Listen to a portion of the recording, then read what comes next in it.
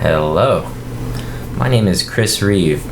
I'm 6 weeks into a web development immersive program at San Francisco's General Assembly Coding Bootcamp. And if you are watching this, it's because, like me, you are a bit confused about web annotations. This is the technology which just 1 year ago convinced me that I needed to go into web development. But unlike many other technologies, it can be tricky for non-programmers to understand what web annotations actually are and how they work. I'm going to try to clear things up with a low-tech online tour, and then in part 2, I'll be doing a sort of minimum viable hello world application in JavaScript on Node.js, which will show how to store and retrieve annotations in a server database. Although we'll obviously be talking about the web, an annotation is more than just a web technology.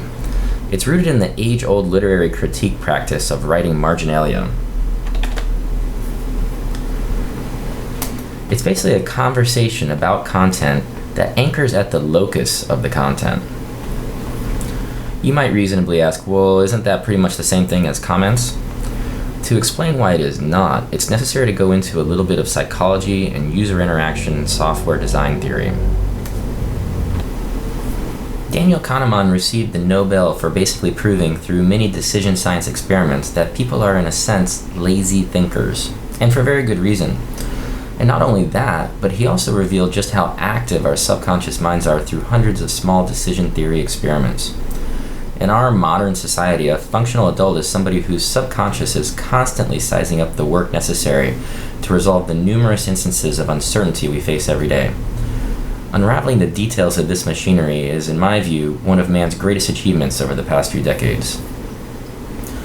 What Daniel Kahneman found is that if the complexity of the problem or question we face is sufficiently high, in other words, as the effort required to resolve some uncertainty rises, people are more prone to latching on to simplistic, believable narratives. This pattern matching system goes by a number of names. We might informally call it stereotyping, but psychologists might more technically refer to it as associative coherence. It is that running commentary that just pops into your head, oftentimes at unusual times, even when we've not been actively having that particular thought for a couple of days. We tend to tell stories. Those stories, we don't even have to tell them. They occur to us in that way.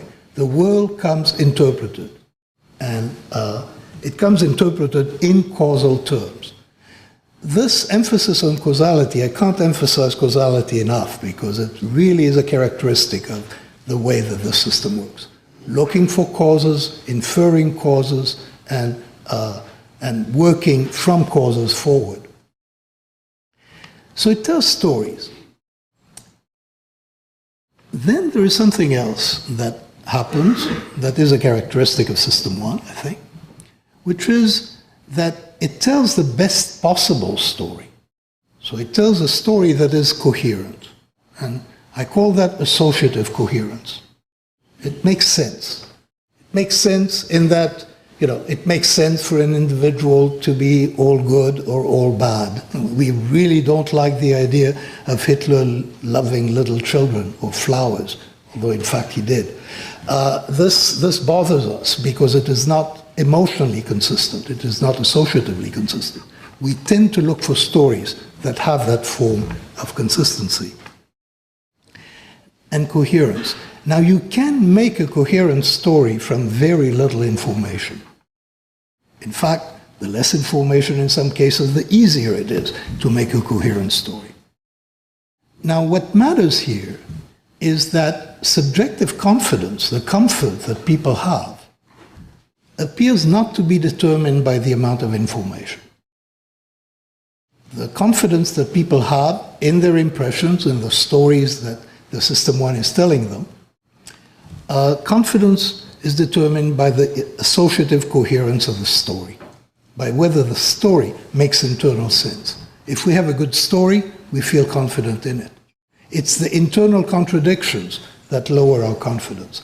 This is radically different from the rational way of assigning probability or to an event.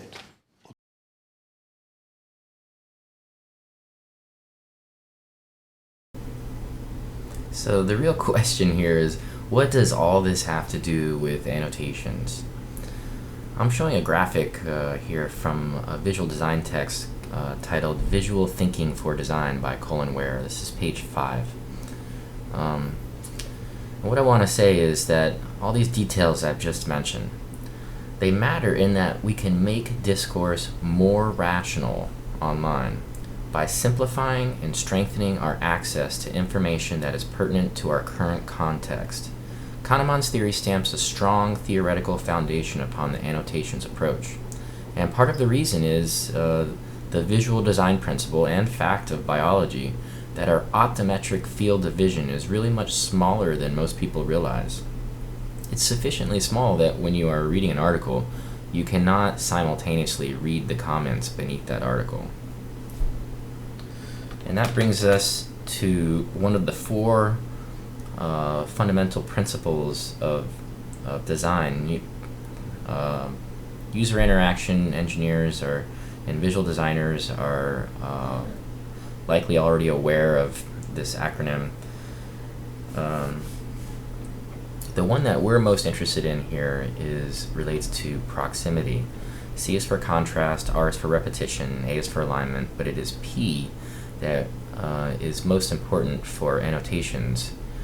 It says proximity means that things are associated with one another or not. The closer things are, the more they are associated. The farther things are away from one another, the less they are associated. This helps immensely in navigation. So, to the extent that there exists this space between these two conceptually linked entities on a web page, between the content and the comments, that particular user interface design is fundamentally failing to service the CRAP design principle of proximity. By reducing the effort required to access pertinent information through better proximity and explicit connection, the internet will better support society's inherent need for multi-directional, multi-perspective, rational dialogue. Internet discourse as it stands today is little more than a bucket at the bottom of the page. Yet two-way communication is essentially what distinguishes the internet from television. Society has a very important, almost obvious need to perfect its design and functionality. The failure to support the process of critique online ultimately lends credence to old ideas long past their expiration date in an indirect way by basically making it harder for new, fruitful ideas to be identified by others within the social network. Anything that somebody can do to solve this proximity problem will predictably have a beneficial impact upon society's ability to hear the wisdom of the crowd.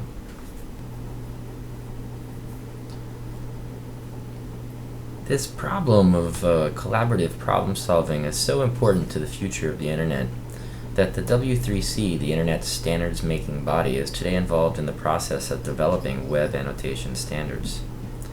So if you've made it to this point, then you should have a much better understanding of the underlying motivation for Annotator.js.